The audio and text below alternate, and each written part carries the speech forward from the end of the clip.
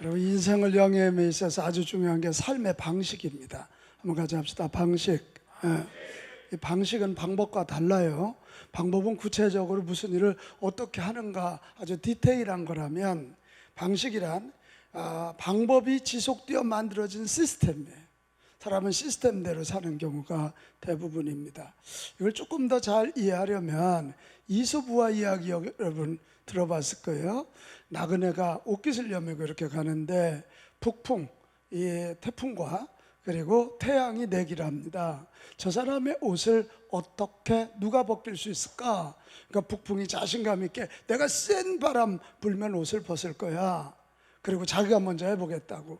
근데 신기하게도 차가운 바람을 세게 부니까 옷깃을 더 여미었어요. 실패했습니다. 그러니까 태양이 이제 내가 해보겠다고 따뜻한 햇빛을 비추고 또 비추고 비추니까 아이고 더워 아이고 더워 단추를 열기 시작하고 외투를 벗게 되는 이야기예요. 여러분, 이게 무슨 얘기냐면 삶의 방식 이야기거든요. 우리 자녀들 양육할 때도 북풍과 같이 하는 부모들이 있어요. 잘못 자꾸 지적합니다. 아주 매섭게 지적합니다. 근데 그럴수록 마음을 더 닫습니다.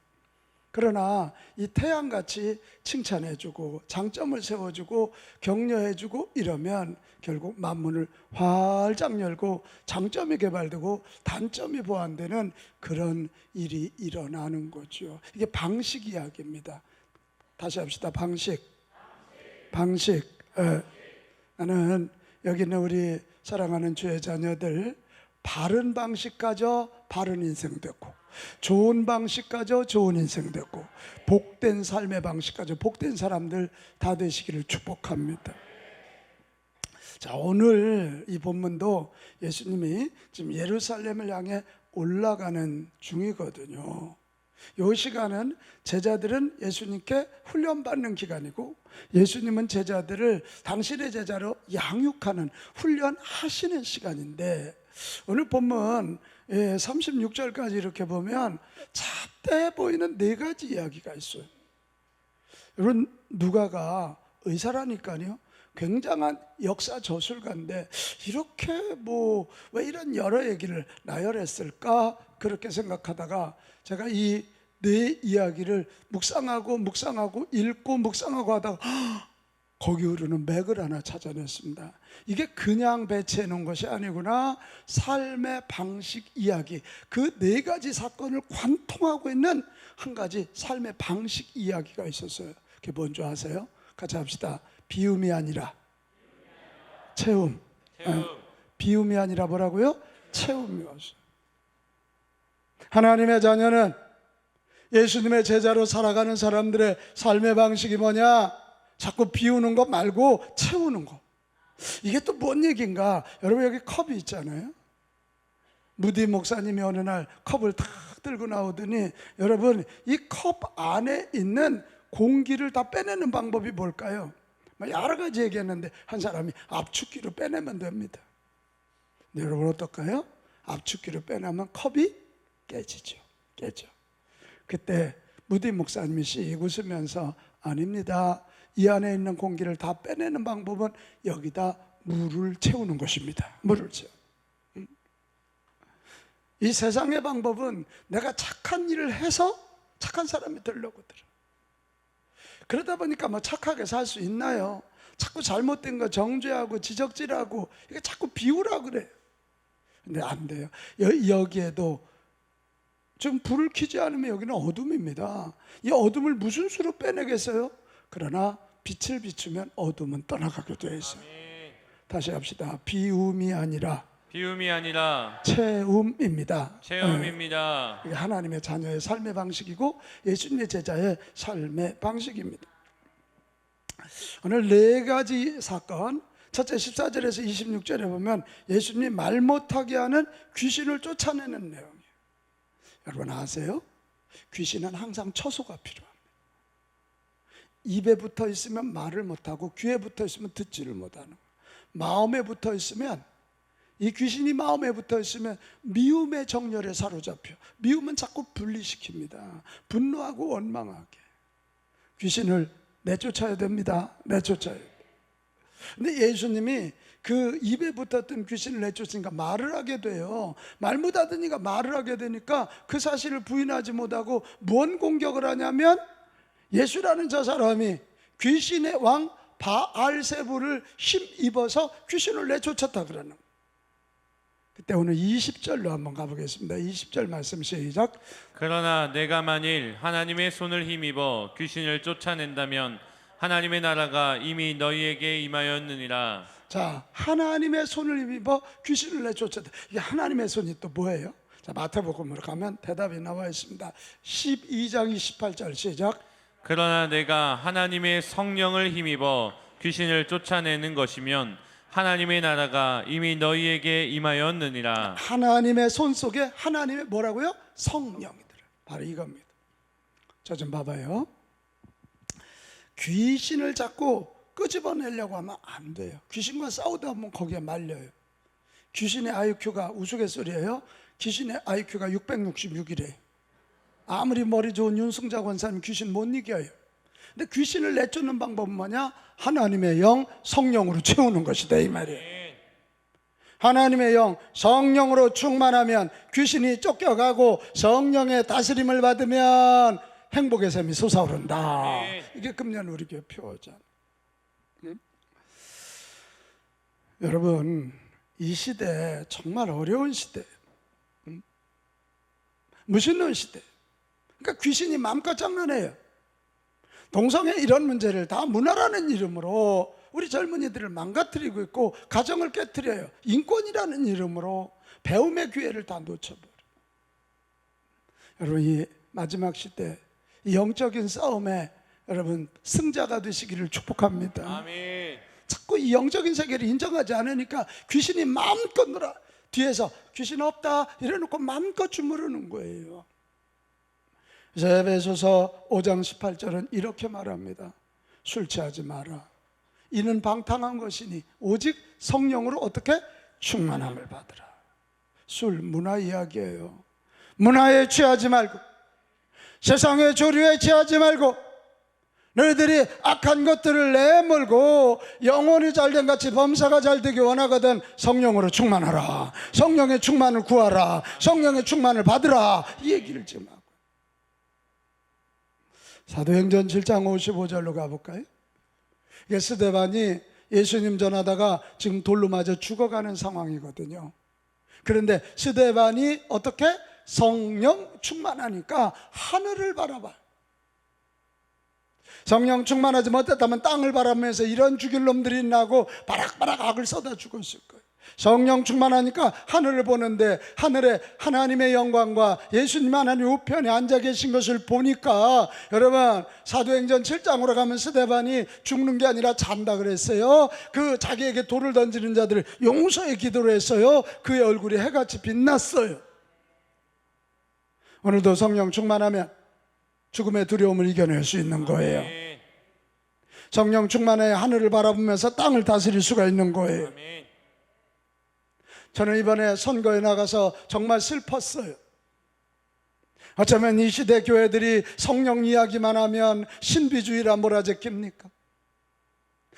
하나님이 천지를 창조하실 때는 말씀으로 계셨어요. 예수님으로 오셨을 때는 육신으로 오셔서 우리 대신 십자가 져주셨어요. 지금은 예수님이 부활승천하시고 너희에게 성령의 세례를 주리라. 보혜사 성령으로 임하리라. 같이 합시다. 지금은 성령의 시대. 할렐루야. 아멘. 할렐루야. 아멘. 성령 충만한 자는 영혼이 잘되게 되어 있어요. 성령 충만한 교회는 부흥하게 되어 있어요. 아멘. 부흥하는 교회에서 간증자, 성공자, 축복자가 나오는 것입니다. 아멘.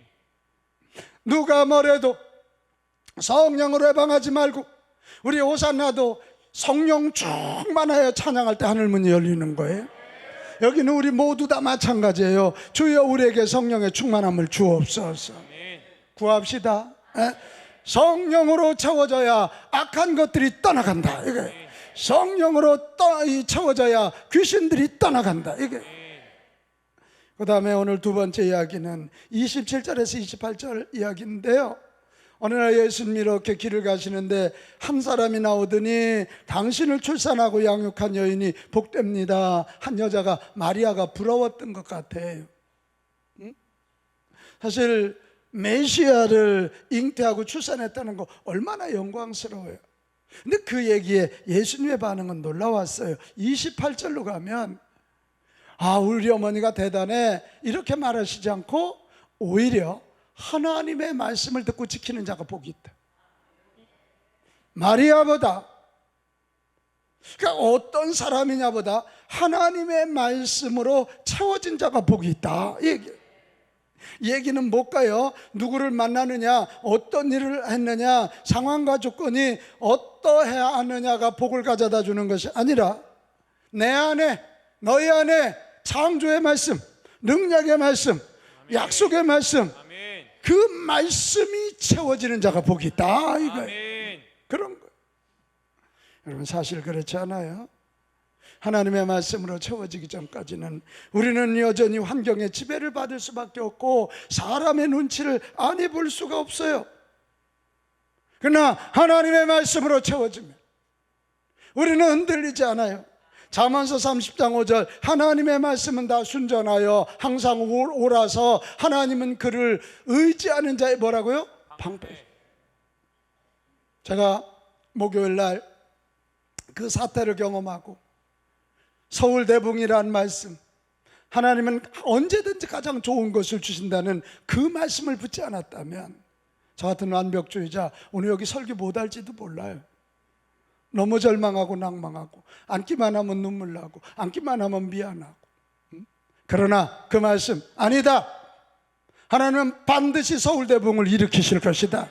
빛 가운 교회를 통해서 일으키실 것이다. 그 말씀이 들어온 거예요. 하나님은 가장 좋은 길, 베스트 웨이를 주신다. 그래서 이 상황에서도 하나님이 주시는 길을 찾고 있는 거예요. 방패예요.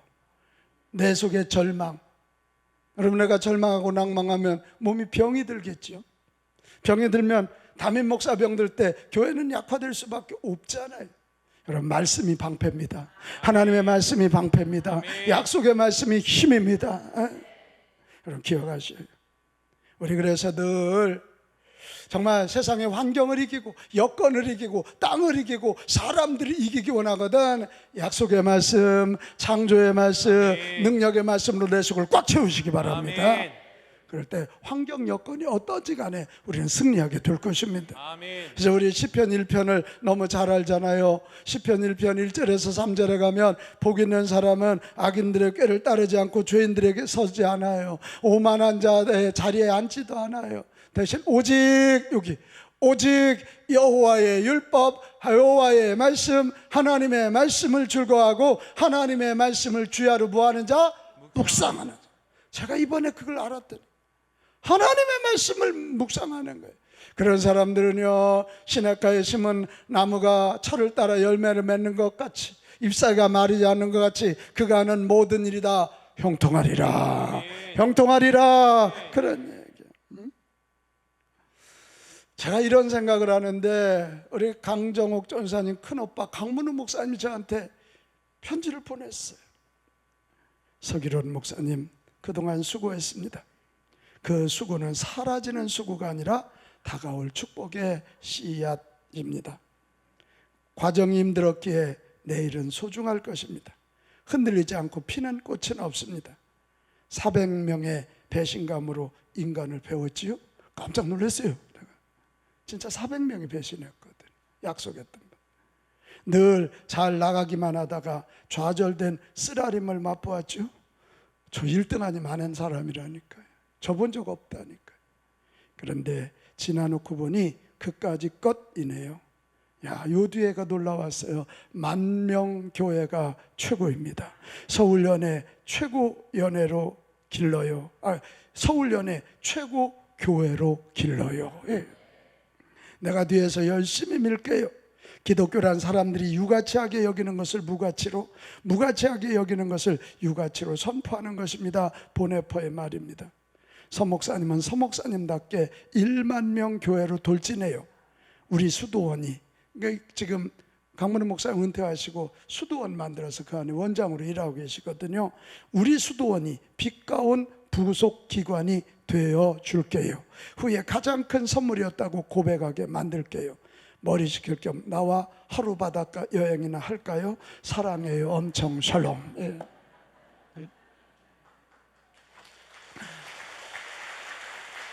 제가 이 목사님 그 카톡을 받고 몸에 전율이 왔어요. 제가 상계교회 2004년에 왔을 때 새벽에 교회 와 보니까 나 안 와보고 왔거든요. 너무 심각하고 너무 싸우고 아주 무서워 죽겠어. 뭐 너무 싸우는 거야. 그때 하나님 저를 보내신 뜻이 뭔가요? 그때 주님이 주신 음성이 영적인 북동풍으로 한국을 예수마을로 만드는 게 이게 비전이었고, 그 밑에 첫 번째 성도들이 사역하는 행복한 게, 둘째 이거였어요. 1만 명이 모여 서울을 주도하는 교회. 셋째 인재를 양성하여 한국과 세계에 도전을 주는 게. 근데 내가 두 번째를 슬그머니 접어버렸거든요. 내 나이가 몇인데 뭐 우리 교회 사이즈가 1만 명이 되겠나, 요거 잘 유지해야지. 그러다가 이번 이 감독 선거로 이렇게 상황이 그렇게 된 후에 강문호 목사님이 하여튼 내 속에 들어 계신 것 같아요. 하나님께 기도하니까 이 음성이 들려서 목사님 내외가 엄청 우셨대요. 소식 듣고.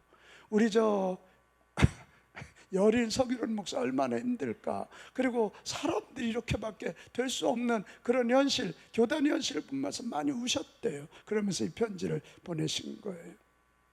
여러분, 우리 하나님의 말씀은 살아있어요. 그 말씀대로 결국 인도하셔요. 우리 1만 명이 모여 서울을 주도하는 우리 교회에서 에스겔서에 나오는 것처럼 생명샘이 터져 나오는, 그래서 서울연회 감리교뿐만 아니라 모든 교회 여기에 부흥의 기름이 흘러 들어가고 전국에, 그래서 대한민국이 예수마을 되는 그 약속의 말씀 꼭 붙잡고 전진 또 전진하는 저와 여러분 됩시다. 아멘. 저도 잠언서 24장 16절 이 최유 목사님이 저한테 보낸 위로의 말씀 중에 들어있었어요. 대저 의인은 7번 넘어질지라도 다시 일어나려니와. 자, 다시 일어나겠습니다. 다시 일어나겠습니다. 1만 명이 모여 서울을 주도하는 대부흥의 근원지가 되도록 힘쓸 것입니다. 약속의 말씀 붙잡을 것입니다. 저는 부족한 사람입니다. 그러나 하나님이 주신 약속이 이게 가능하리라고 믿습니다. 바로 이것입니다. 우리 그리스도인의 삶, 예수님의 제자의 삶은 비움이 아니라 채움이다. 뭘로? 하나님의 말씀으로 채워서 두려움도 환경도 넘어서라, 이것입니다. 세 번째 29절에서 32절로 가면 요나의 니느웨 선교 이야기입니다. 여러분 알죠? 어느 날 하나님이 요나를 불러서 야, 저 아수르의 수도 니느웨 가서 심판을 선포하거라. 그때 요나가 아유 무슨 소리입니까? 니느웨는 심판을 당해야 됩니다. 아수르가 유대 나라 쳐들어왔고 북쪽으로요 아주 그냥 완전히 칼로 통치하고요, 심지어는 그들이 그렇게 싫어하는 돼지떼를 몰아넣고요, 그들이 그렇게 싫어하는 아수르 사람과 유대 여자들 관계를 맺어서 소위 이 혈통을 깨뜨려 버리고 말아요. 그래서 사마리아 사람들을 개 취급하는 게 성경에 여러 번 나오잖아요. 그런데 그런 아수르가 심판받는 게 지극히 마땅하지 제가 가서 왜 회개하라고 그럽니까? 도망다니다가 어디로 도망가셨어요? 고레 뱃속으로 가셨어. 얼마나 고레의 위산이 셌는지 요나가 대머리가 되셨다는 거 아닙니까? 웃어주시기 바랍니다. 이게. 그런데 거기서 깨달아요. 요나서 2장 9절 나는 감사하는 목소리로 주께 제사를 드리며 나의 소원을 주께 갖겠나이다. 구원은 여호와께 속하였나이다. 우리 민족의 구원도 여호와께 있고 니느웨도 구원도 여호와께 있습니다. 그것을 깨닫고 그는 니느웨로 갑니다. 가서 요나서 3장 4절에서 10절에 보면 가서 그냥 외칩니다. 회개해야 됩니다. 회개하지 않으면 40일 후에 하나님이 이 니느웨 성을 무너뜨립니다. 그랬더니 뜻밖의 니느웨 왕부터 시작해서 모든 사람들이 베옷을 입고 회개하기 시작합니다. 심지어는 짐승들까지 금식시켜가면서 그들이 회개하고 살아나는 그런 이야기. 아니 왜 이야기를 갑자기 예수님이 하셨을까?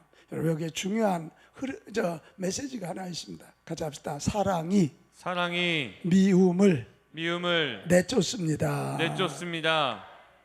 요나 네가 그렇게 미워한다면, 그래서 저 니느웨가 변화될 것 같지만 아니야.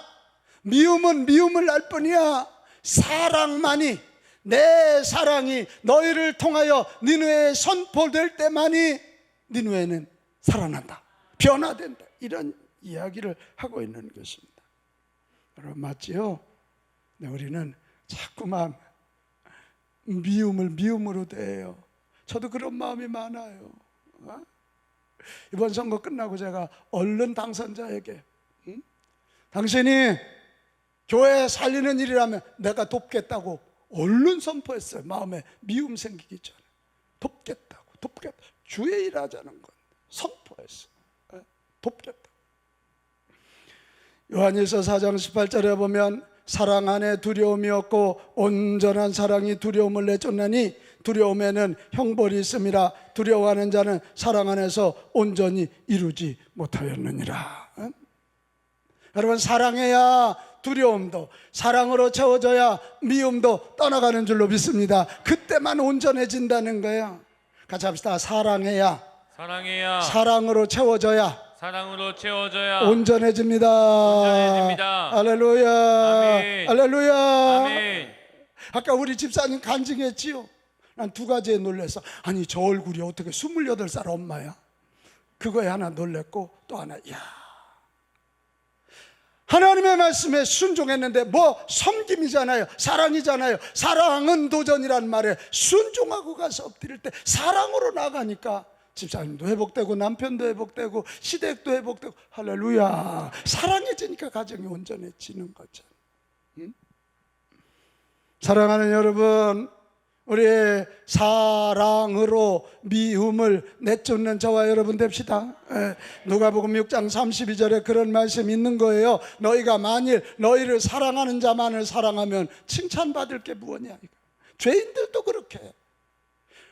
나에게 상처를 주고 나에게 아픔을 주고 내가 미워할 수 있는 사람에게도 내가 사랑으로, 내 속에 사랑으로 꽉 차서 사랑으로 대할 때만 우리는 나도 온전해지고 너 속에 있는 미움도 떠나 온전하게 되리라. 이런 그렇게 우리 사랑을 채워서 미움을 내쫓는, 그래서 온전한 주님의 제자 됩시다. 마지막 네 번째는 33절에서 36절로 가면, 자 36절 한번 읽어보겠습니다. 36절 시작. 내 온몸이 밝아 조금도 어두운 데가 없으면 등불의 빛이 너를 비출 때와 같이 온전히 밝으리라 하시니라. 할렐루야. 아멘. 빛 얘기를 하시는 거예요. 여러분 여기도 불 켜지 않으면 어둠이 있었겠죠? 근데 불을 켜니까 빛이 들어오니까 어둠이 떠나는 거예요. 그러니까 그리스도인의 삶, 제자의 삶은 뭐냐? 내 안에 빛으로 채워서 내 속에 있는 어둠을 떠나가게 해야 되고, 우리가 빛 되어서 다른 사람의 어둠을 내쫓아주는 사람. 그럼 질문, 빛이 뭐예요? 도대체 빛이 뭐예요? 내 속에다 뭐 전기불을 켜나요? 아니죠. 요한복음 8장 12절로 가면 해답이 나와요. 시작. 예수께서 또 말씀하여 이르시되 나는 세상의 빛이니 나를 따르는 자는 어둠에 다니지 아니하고 생명의 빛을 얻으리라. 고백합시다. 예수님이 빛이십니다. 할렐루야. 그러니까 내 안에 생명의 빛이신 예수님으로 충만해지는 거지. 아멘. 내 안에 생명의 빛이신 예수님으로 충만해지면 어때요? 예수님의 빛으로 충만하면 나도 빛이 되는 거예요. 그래서 마태복음 5장 14절 이렇게 말해요.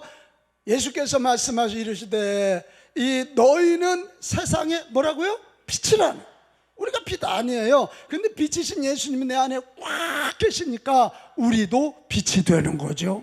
오, 정말 다르네. 우리 저 장재현 집사님이 다르네. 달라. 뭐지? 보니까 그 안에 빛이신 예수님이 계시는 거예요. 생명의 빛이신 예수님이 계신 거죠. 나는 여기는 여러분 우리 경제적으로도 어려울 수도 있고 질병으로 어렵고 인간관계 어려울 수 있어요. 그럴 때 그 어려운 거 묵상하지 말고 그럴수록 생명에 비치신 예수님으로 내 안을 꽉 채웁시다. 예수 충만, 예수 충만, 예수 충만. 아멘. 그게 성령 충만이고 말씀 충만이잖아요. 예수 충만, 예수 충만. 어떻게 해서라도 찬송하며 예수님으로 충만, 어떻게라도 예배하고 예수님으로 충만. 할렐루야. 예수님으로 충만. 예수님으로 충만해졌다면 우리는 밝고 긍정적으로 살아야 돼.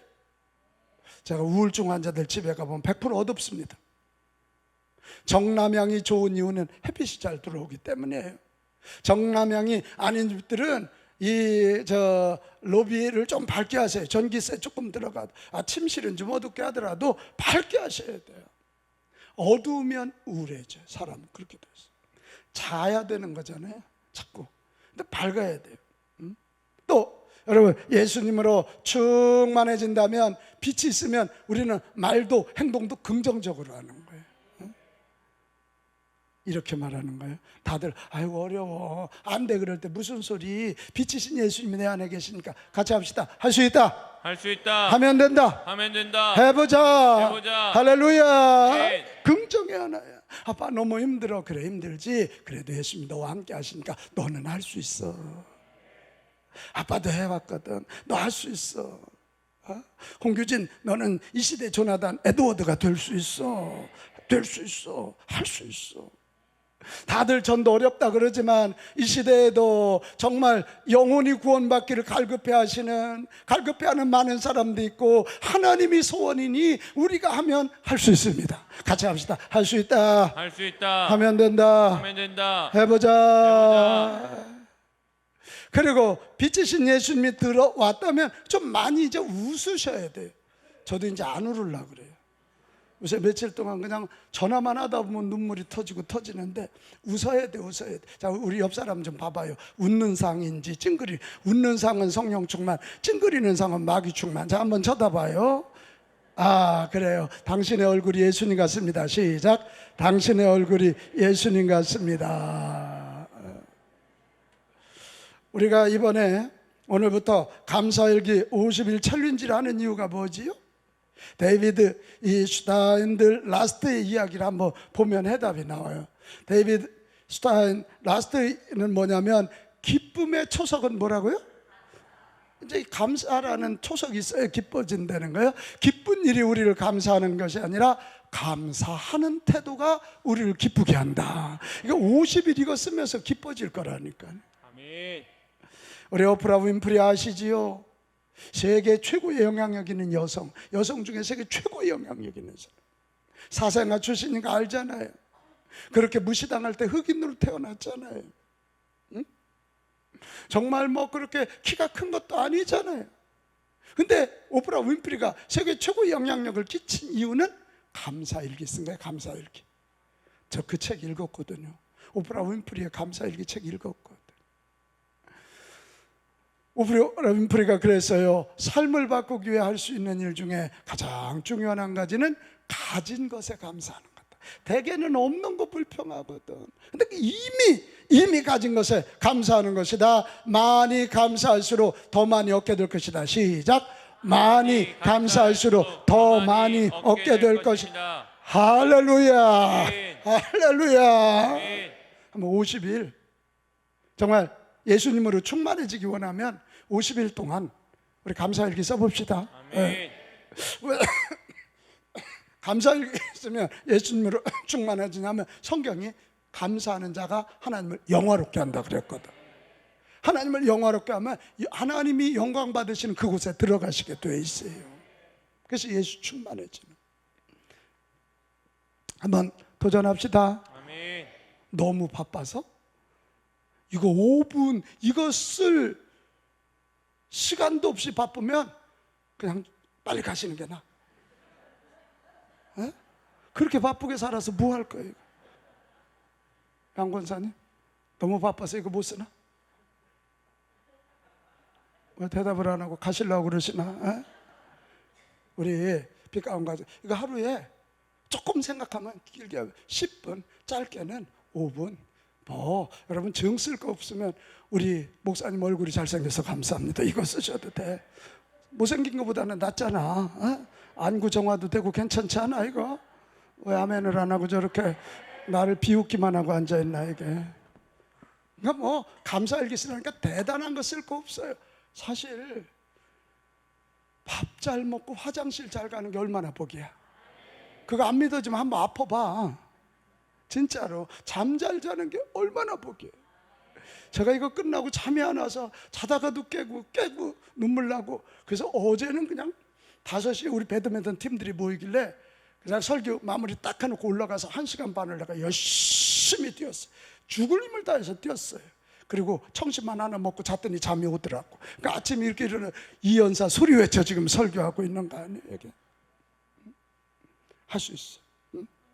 여러분 우리 한번 50일 동안 감사일기 제대로 써봅시다. 예.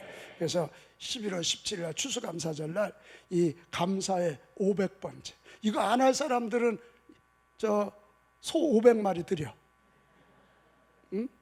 양일모 권사님 말하지, 이거 안 쓰면 소 500마리만큼 헌금을 해야 돼. 해야 돼. 아주 좋아 죽어요. 예. 그렇게 한번 해봅시다. 해봐요. 사랑하는 여러분, 우리 그리스도인의 삶의 방식은 비움이 아니라 체험입니다. 같이 합시다. 비움이 아니라 체험입니다. 비움이 아니라 체험입니다. 자꾸 세상처럼 비움을 고집하지 마십시오. 자꾸 비움을 고집하면 잘못된 거 고치라고 자꾸 정죄해요. 그러다 보면 내 주변에 사람이 떠나서 불행해져요. 체험의 사람이 되십시오. 생명력 있고 긍정적인 사람이 되어서 해야 돼요. 그래야 주변에 사람들이 모이고 행복해지게 돼 있는 거예요. 여러분 전도의 철이 이제 시작이 됐어요. 나는 분명히 믿어요. 전도는 체험 운동인 줄로 믿습니다. 전도는 체험 운동. 그들에게 성령을 채워주는 일이에요. 전도는 그들에게 하나님의 말씀을 채우는 일이고 그들에게 사랑을 채우는 일이에요. 할렐루야, 할렐루야. 그들에게 빛을 채워주는 일이랍니다. 같이 있지 않아요? 같이 있지 않아요? 제가 아까 우리 이정화 집사님 간증 들으면서 와, 설교자로서 감사가 있는 거예요. 섬김은 도전이다. 그때 제가 기도하는데 그 말이 퍽 떠올라서 그 말을 내가 넣었는데 그 한마디가 한 가정을 저렇게 바꿀 수 있잖아요. 내가 전도할 때, 내가 전도해서 한 영혼, 한 가정, 이번에 5명의 사람들이 돌아와서 그들 속에 성령으로 채워지고 예수 그리스도로 채워지고 말씀으로 채워지고 빛으로 채워진다면 가치 있는 일입니다. 가치 있는. 이번에 특별히 3040 때 우리가 한번 도전해 봅시다. 지금 우리 사회의 가장 큰 문제가 저출산 문제 아닙니까? 교회의 가장 큰 문제는 다음 세대가 없는 것입니다. 이것을 해결할 수 있는 세대가 3040이에요. 3040. 그들은 자녀를 이미 난 자녀들이 중학교, 초등학생들, 그들 전담은 자녀들이 옵니다. 그들은 가임기입니다. 그때 또 은혜 받고 세상에 쌍둥이 낳고 새 쌍둥이 낳고 어디 갔어요? 딸 넷을 낳는 제2의 한충상이 나오지 말라는 법이 어디 있습니까?